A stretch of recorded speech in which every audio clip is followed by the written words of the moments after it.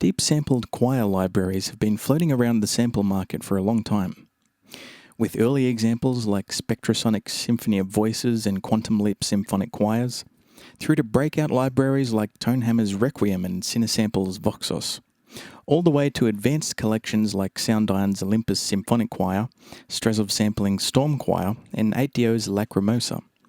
Choir libraries have come a long way in terms of realism, practicality, and expression.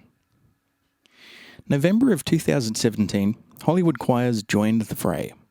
But something tells me it stepped out of the vault and into a brave new world with a look of confusion on its face.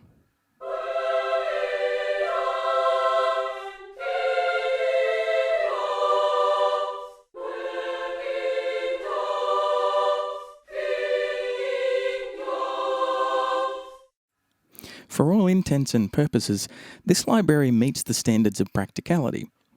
If you need a choir to deliver a bold sound for your score, Hollywood Choirs performs, and it performs adequately.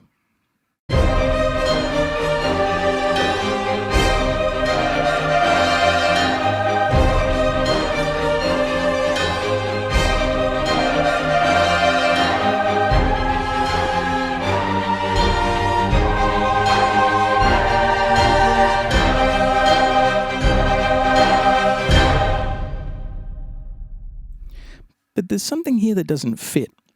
Namely, two things. The library's push as being a new standard in realism, and the price. To understand how these things don't quite fit, we have to talk about just what the library has to offer compared to its many current peer choir libraries. Hollywood Choirs sports two sections, men and women. Both these sections have identical articulations. We get a good selection of vowel sustains.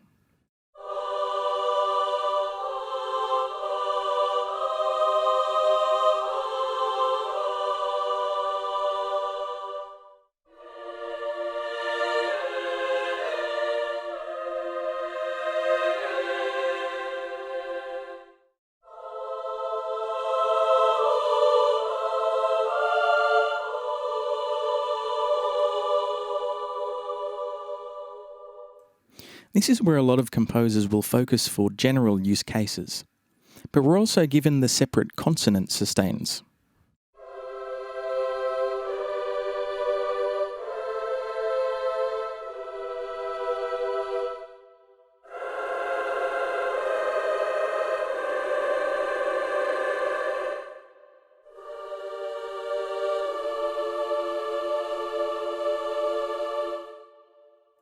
This is a nice addition, but the practicality of these articulations is stifled due to being separate patches rather than contained in one key switchable patch. Then we move to the staccatos, and we realise that we're limited to a small selection of vowels. These vowels only have 2 round robins, so using them practically becomes a disadvantage.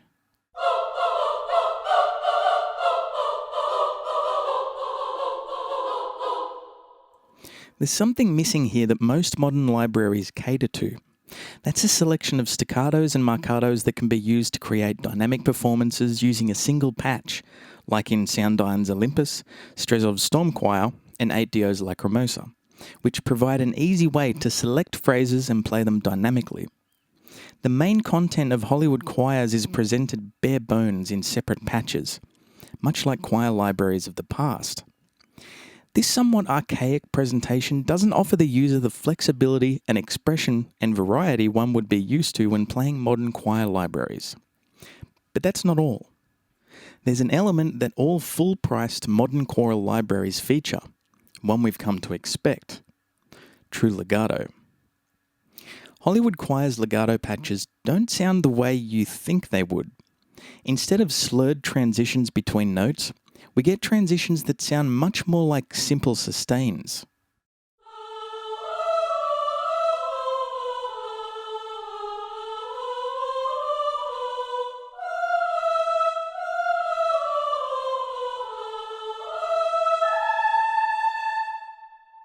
If I hadn't have watched the tutorial video for Hollywood Choirs where Nick Phoenix says true legato, I would have sworn these were programmed transitions.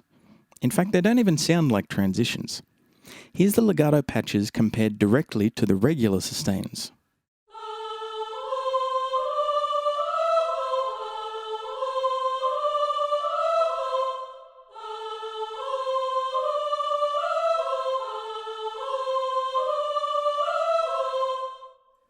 This will no doubt be a major disappointment to anyone who, reading the library's claim of being a new standard in realism, expects to hear fluid, slurred legato vowels.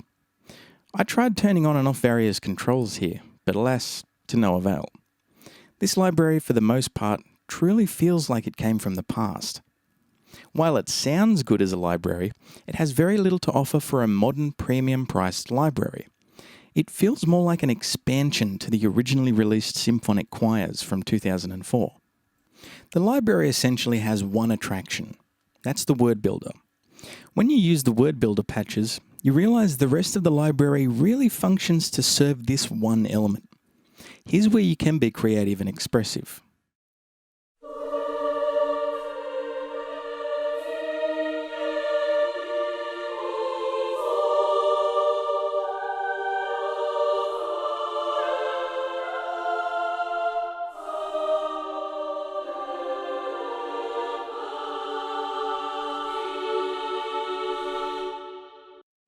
As you can hear, it's a lush-sounding, dynamic performance that delivers a solid, practical use for composers. It's playable and has great results. But really, is this anything new and groundbreaking as the library claims to be?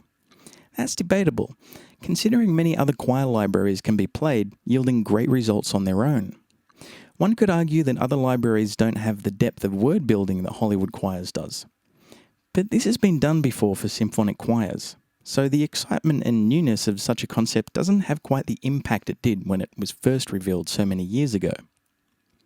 The accuracy and functionality of the word builder has improved, but this feels more like an update on the technology showcased in symphonic choirs originally. That's not to say Hollywood choirs isn't practical or fun to play, but it detracts greatly from the library's claims and price point. The word builder itself is a user-customized element that requires work if you're planning to get the most out of it. This makes it less attractive to input your own word combinations and simply easier to pull in pre-made phrases from the phrase menu, which limits your uses unless you plan to go in and get your hands dirty. This is the very reason other modern choir libraries offer various staccatos and marcatos for the player to easily arrange in any order they want. It's an element developers introduced to get around the unwieldy word-building concept that symphonic choirs originally introduced. Rather than offer this modern, easy-to-use format for its users though, Hollywood choirs has opted to stick with just the word builder, which decreases its practical use for a lot of composers. Getting a choir to sing custom lyrics may sound like a great idea, but when it comes down to scoring and practical application, there aren't many real use cases or composers who are that adamant about having custom lyrics worked into their productions. The reality of composing with such a tool is much less attractive than its concept. So that leaves us where we're at now. The main attraction of Hollywood choirs is simply to pull up a combination of phrases and play adequate sounding melodies for your score. It has a practical use. But this is what the library amounts to as a whole. And as a whole, the content and usability you get with the library is often overshadowed by its peers. This is what I'd consider an update to a years-old concept that functions well, but doesn't warrant a premium price point. All things considered, it really should be around the $250 mark, not $500 or $600 as advertised. For those of you using the Composer Cloud subscription, this won't pose much of a problem, because the library is supplied as part of that deal with the optimal main mix microphone position. But for those of you considering purchasing the full price library, I'd suggest looking elsewhere. A well-priced alternative would be Requiem Lite from Soundiron, for example. As a part of the Composer Cloud subscription, this library is a welcome addition, and it sounds great for what it's worth. But as a standalone library, it simply doesn't hold up. In this sense, it was smart of East West to initiate the Composer Cloud, and that's where their strength lies at the moment. I made this review to show you all the very real positive and negative points of this library and its uses, because from past experiences, I've come across professional reviews of newer East West libraries that were filled with uncommon praise and a lack of critical analysis, which led me to believe that East West may be paying a selection of reviewers for articles. Because upon playing the reviewed libraries, I was astounded at the number of flaws I actually encountered. It's not something I can really speculate on, so I decided to do the job for myself and report to you all the findings. And with that, I'll end this video with another practical example of Hollywood choirs.